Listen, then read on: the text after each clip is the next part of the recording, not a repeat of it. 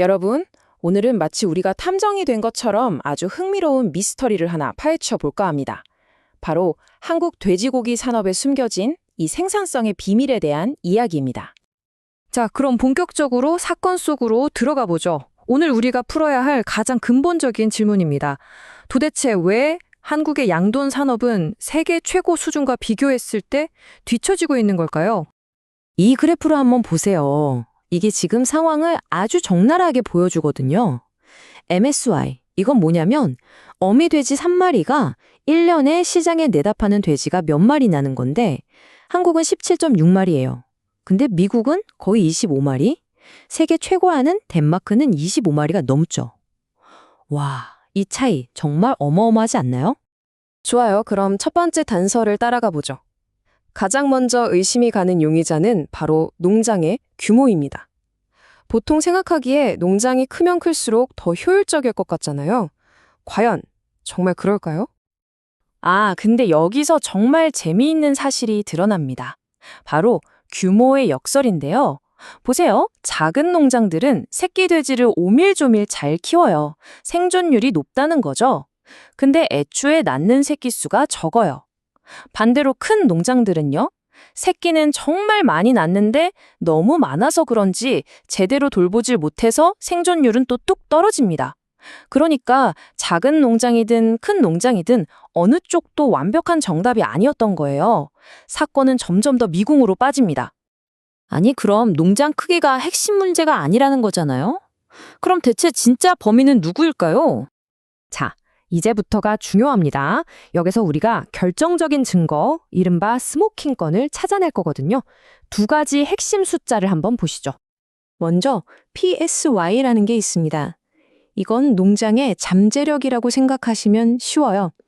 우리 농장은 1년에 이만큼의 새끼 돼지들을 젖대기까지 성공시켰다 하는 일종의 출발선에 선 돼지가 몇 마리냐 하는 거죠. 그리고 MSY, 이게 바로 냉혹한 현실입니다. 출발선에 섰던 그 많은 돼지들 중에서 최종 목적지인 시장까지 무사히 살아남는 돼지가 과연 몇 마리냐는 거죠. 자, 보세요. 여기서 그 격차가 확 드러납니다. 한국 농장의 잠재력, PSY는 평균 20.9마리, 나쁘지 않아요. 근데 현실, MSY는 고작 17.7마리입니다. 중간에 3마리가 넘는 돼지들이 그냥 사라져버리는 거예요. 바로 젖을 뗀 이후의 말이죠. 이제 아시겠죠? 진짜 문제는 새끼를 더 많이 낳는 게 아니었던 겁니다. 이미 태어난 소중한 생명들을 끝까지 살려내지 못하는 것. 그게 바로 핵심이었던 거죠. 실제로 한 전문가도 바로 이 점을 지적했어요.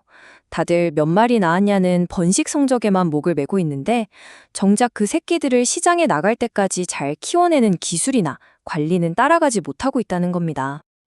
자, 이제 범인을 찾았다고 생각했는데 알고 보니 이 모든 상황을 더 나쁘게 만드는 보이지 않는 숨겨진 공범이 또 있었습니다. 이게 무슨 얘기냐면요. 한번 상상해 보세요.